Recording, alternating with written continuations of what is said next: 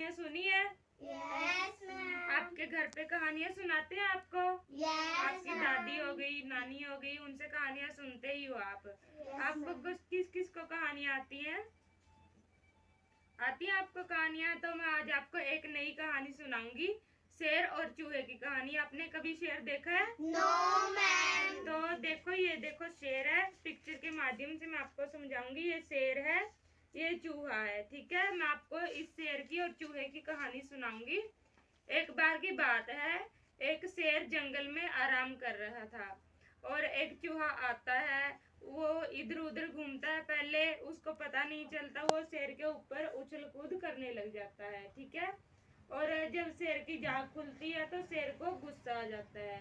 वो एक शेर को गुस्सा आ जाता है तो चूहा जब बोलता है कि मुझे छोड़ दो, मैं आपके कभी काम आ जाऊंगा, मुझे नहीं पता था, तो शेर को एकदम से उस पर तरस आ जाता है। वो सोचता है कि कभी ना कभी ये मेरे काम आ सकता है, तो वो उसे छोड़ देता है और उसको बोलता है चल जा, मैंने तुझे माफ किया।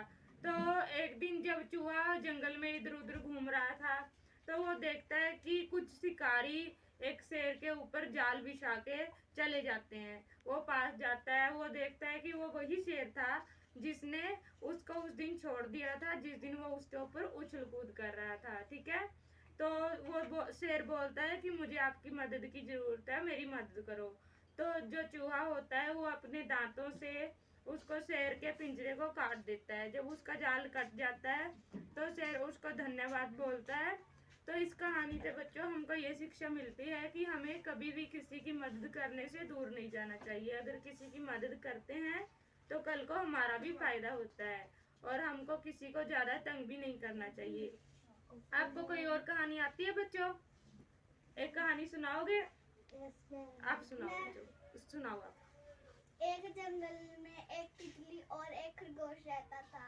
ओके। खरगोश बहुत घमंडी था और तितली बहुत दयालु थी। दयालु थी। दयालु थी। और एक दिन खरगोश ने तितली को कहा, तुम तो बड़ी चालाक हो और मैं जमी शरीफ हूँ। फिर तितली कहती है चलो एक रेस लगा लेते हैं। फिर तितली और खरगोश की रेस लग जाती है। खरगोश उससे बहुत आगे चल जाता है। खरगोश को फिर थकान चढ़ जाती है और वो एक पेड़ के नीचे सो जाता है।